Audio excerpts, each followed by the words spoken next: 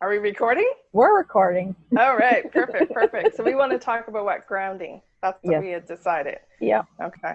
So, So let me ask you, what are you doing? What's some of the things that you're yeah. doing in this environment of chaos and negativity? What are you doing to help stay grounded? I'm using crystals sometimes, the black, like tourmaline and hematite and obsidian. And how are you using them other Yeah. than obviously wearing them? Mostly wearing them, just to keep them around me to keep me grounded. And because, as you know, the black stones tend to be more the grounding stones. Yeah. Um, so using crystals, using incense or Yeah. Same diffuser, here. diffuser with I've got frankincense, I've got Mm, rose, and I've got rosemary in there right now. And those are all okay. grounding and but also keep me connected. Yeah, totally. Keep clearing. Yeah. Yeah, I know for me, I haven't been using a lot of crystals, but definitely incense, um, and sound. Sound has Mm-hmm. been very big for me, Yeah, me like too. megahertz values of, I believe it's, don't quote me, I think 174, 178, to like really that hertz level to keep me heavy, feeling Yeah, solid and yeah, connected. yeah, And then a lot of higher vibrational energy sound, like the 852 hertz yeah, sounds, to, like I was saying earlier, to yeah, release that stress. So to get rid of the thoughts that are in my head. It's not that I don't have them, I have them every yeah, day. But this is a good way to stay solidly ground and then yeah, release it and just get it out of here. And then of course yeah, saging the yeah, house, the area, our rooms, the offices, um, just the whole energy just yeah, feels, if you're feeling low and sad and anxiety, it's such a heavy, heavy, heavy yeah, energy, a feeling, a weight. It kind of feels yeah. like, ugh, it's just very, it's like you're carrying a sack of rocks on your back. Like it's just very heavy. And the other thing I like about using like sage or um, the oils is Mm-hmm. you can be very ritualistic with things that that gives you a routine that really helps to ground you when you're in a routine where you know, okay, I'm going to get up in the morning, I'm going to meditate, and then I'm going to move into doing those things of clearing energy and walking around your house and clearing it and protecting it and grounding it. So Yeah. that gives you a comfort. It takes your mind out of going through the cycle of, okay, what's next? And it takes you out of being in your own head of, Mm-hmm.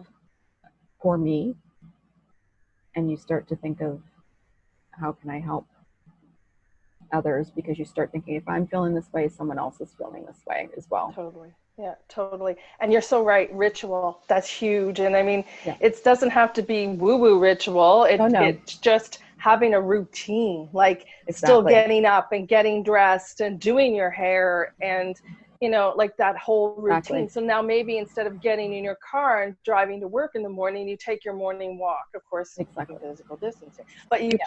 you try to put other things in it. So like you say, walking through Exactly. the house, it's a great idea. Like sage your Yeah. house, or even just even when you're making your coffee, turn on some music. It doesn't Yeah. have to be spiritual music. It can No. just be sound Any. that makes you happy, like Exactly. any song that makes Exactly. you happy.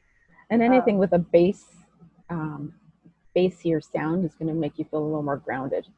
yeah, like the And it drums, drumming, exactly drumming exactly. tribal, like that Yeah. type of sound. Yeah. Totally, And if it totally. and the other thing is you can move your body in those heavier kind of, let's dance in those heavier movements to get yourself feeling that groundedness, and it shakes your body out of that anxiety because your body starts to vibrate when you're in anxiety, Yeah. and you need to sort of shift that into a different vibration. And then the other thing would be, adding to what you just said about the movement and everything, would be yoga.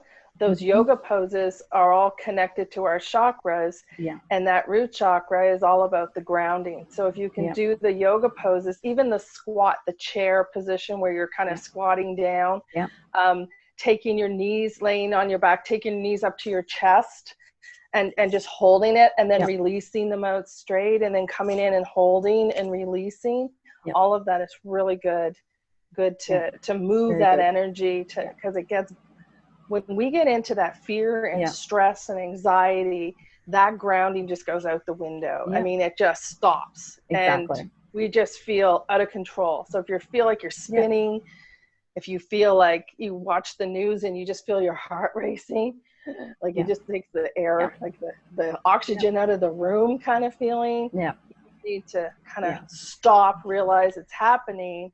And like you say, put your diffuser on, go for a little quick walk, even if it's through your house, just to get moving and get out of that space. You know, use your crystals. And open a window, like open a window and just get the air. If you can't physically go outside for whatever reason, just opening your window for a little bit, just to feel like you're connected with nature and get that air flowing and get the stagnant energy from your house moving, because what happens is it just gets stuck, and then you basically in this fear soup. Totally. Right? I mean, it is. It's just, it's toxic. No, it is. It is. So what have we said? We've said incense, we've said crystals, music, meditation. Motion, meditation. And meditation is really important. And I think people think that meditation is, you know, you have to have the lovely cushion and the incense burner and the big Buddha statue and inner peace and the singing bowls and just utter silence, which will never happen with all of us home, and it just never happens in normal life. So it's as even as quick as like 5 minutes before you get out of bed, just to quickly just ground yourself for the day, even, you know, and like in the shower too. Totally. In the shower too, where you're washing away the energy. Totally. I call it the shower meditation, where you visualize, like with the shower coming down on you, the water, you just visualize all of that negativity, anything, stress, anxiety, just going right down the drain and being converted into love and light. Like just kind of like just release it. Even when you're showering and you've got a nice scented shower gel, you can visualize yourself cleaning away the from the day, all that icky, and just kind of like, even when we wash our hands, we can think about, you know, doing that. And releasing, you're just visualizing, I'm releasing anything that is not of the highest, best, releasing it from my body, from my mind, from my spirit. As you're washing your hands, just to clear that, because if that becomes your ritual, that's so simple, and that's very meditative. And it becomes, like you say, it's ritual, it becomes habit, it becomes that you don't even realize you're doing it, and you start to feel better. It takes 21, 28 days to change a habit or to shift. So, I mean, you know, if you start it now and you just do it little by little, and you'll forget. And then if you remind yourself, I always say to my clients, like, if you forget and then you go, oh, I should have done that. We don't should on ourselves, but instead we go, aha, that's mindful awareness. I'm aware I didn't do it. Cool on me. Let's keep going, and let's do it next time, or let's readjust right now. So it's not like lash yourself because you forgot. It's like celebrate. You've got some mindful awareness and keep it going. Keep it going. And I know, like, the whole grounding is so connected to being mindfully aware. I mean, it's just that's what mindfulness is. It's just being present in the now.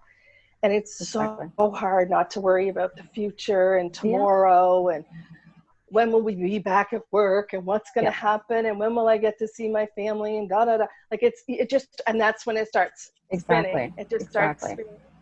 So and that's when you can use one of these things. And you just need to use something to sort of stop it. Okay, I'm going to go put on the oil. I'm going to go put music on. Just choose something to interrupt that pattern, and just it's going to shift your mind from going down that rabbit hole. Totally. It sounds so simple, and it does get easier the more you do it, the more you said, make it a ritual, make it part of your everyday life. Yeah. And give yourself permission that it may not look perfect the first time you're doing that. It may take a few tries, but just give yourself that permission to let it flow and keep trying, because what may work for somebody may not work for you, and you just need to find what it is that does work for you. Yeah, totally. I mean, because when it happens, I'm sure when it happens to you, what's the first thing you do? What's the first thing, if you all of a sudden you're watching the news and it's all negative and your heart starts beating and it goes into that spiral? I turn it off, and I usually come and put my oil scent on, because it just, and I put music on. Usually I switch into something high frequency just to shift that. That's what I do. I do a quick high frequency, or I realize I'm panicking, or I realize I've got anxiety over it, or I start freaking out about it. I shut it down. I walk away from whatever, be social media, be at the TV, turn it off, walk away. And like I like to say, choose change. I shift it very quickly to like, okay, Karen, this is a trigger. You're freaking out. This is not going to help anybody. Yeah. You can't do anything about this. You only can control me and my feelings of it. So what can I do now? So similar, the fastest thing is the vibrational music, is turning on that music, because that'll shift it so fast. The same with the smell. So our sense of hearing and our sense of smell are so triggered. The other thing that I always share with people is the fastest way to ground yourself is to eat an apple. And it's that whole thing where the apple is growing on the tree, so all the nutrients from Mother Earth are coming up through that tree, through the branches, to help nourish and make this amazing apple. It's so full of grounding. You take a bite and you're just almost like you're weighted down. So you're like, and then it's just like grounds you so quickly. I know we want to grab for the potato chips and the chocolate, but the fastest way to make us feel like we can think again is to eat an apple. And like I say, it doesn't matter if it's green or red, it will still work. And the red is probably more connected with your root chakra, which helps. I mean, any of the foods that are red, related to red or earth. Potatoes are a really great way to ground yourself. I've been eating a lot of baked potatoes. People will say that's good or bad, don't know. But it makes me feel solid, like stop. It makes all this stuff that's going on flatline, which is what I need. It just kind of pushes away and kind of gives space to that. And for me, it's been nuts and seeds. I just feel like I need that. Yeah, they're very fast to ground too. Yeah. I've been eating a lot of apples. An apple a day. Exactly. Away, right? Exactly. Not sure what the nuts, but the nuts are good too. Keeps me nutty. That's right. Well, actually, the nuts are very good for your brain, because particularly like walnuts are very brain oriented. So you need those fatty acids to help your brain when your brain is going in that flight, and freeze. It needs that extra nutrients. Totally. Have some nuts now. No. Exactly.